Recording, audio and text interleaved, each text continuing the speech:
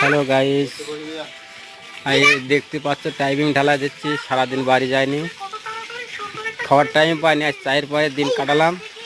ঢালাটা করতে আজকে লেট হয়ে যাচ্ছে, রাত হয়তো 7টাও বাজতে পারে। বুঝতেই পারছো, বাড়ির বউরা তো ভাবে মনে হয় সুখের কাজ করে। হ্যাঁ, এই দেখো সারাদিন বাড়ি যায়নি, আজকে ঢালাই দিয়ে তারপর বাড়ি যাব। খাওয়ার টাইম পাইনি।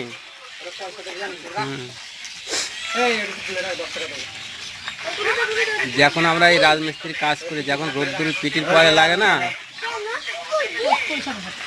সব মন বলে না যে এই রাজমিস্ত্রির কাজ করি, খুব কঠিন কাজ।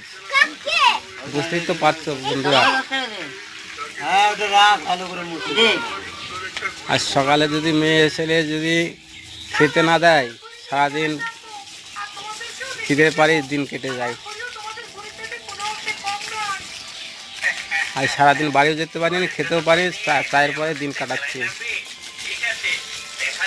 এই ভাইপোরা রড বেঁধে রাখেছে, খাঁচাগুলো বেঁধে রাখেছিল, এই খাঁচা আবার খুলে এক্সট্রা করে আবার তার নতুন তার দিয়ে বেঁধে আবার ঢালাই করতে হচ্ছে। এর জন্য লেট হয়ে গেল।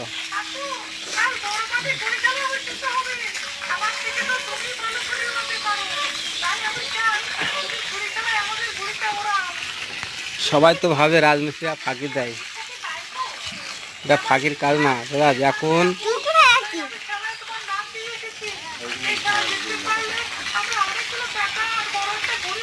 বাড়ির বউরাও ভাবে যে মনে হয় সুখের কাজ করে, সুখের কাজ না ভাই। যখন রোদ্দুর পড়ে না, যখন আমরা গাঁথনি করি ছাদের পরে, এই ছাদ লেভেলে কি ভাড়ার পরে গাঁথনি করি, তখন রোদ্দুর যা লাগে পিঠটা জ্বলে যায়, মন বলে এই রাজমিস্ত্রি আর কাজ করবো না।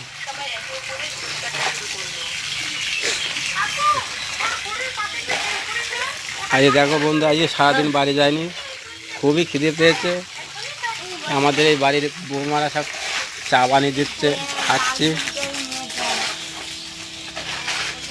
তার সঙ্গে আমাদের ভাইপোরা আছে, দুই ভাইপো আছে যে মশলা মাখাচ্ছে, এদিকে বালু ফেলছে। আজকে ঢালাই করতে লেট হয়ে যাবে, আজকে রাত 7টা বাজবে। আর সত্যি ঘটনা কি ভাই, এই রাজমিস্ত্রি কাজের পরিশ্রমের কেউ লাইকও দেয় না, কেউ মানে কমেন্ট করে না। আর যারা আলতু আলতু ভিডিও বানায়, তাদের লাইক শেয়ার কমেন্ট সবই ঢোকে, আমাদের পরিশ্রমের কথা মনে পড়ে না।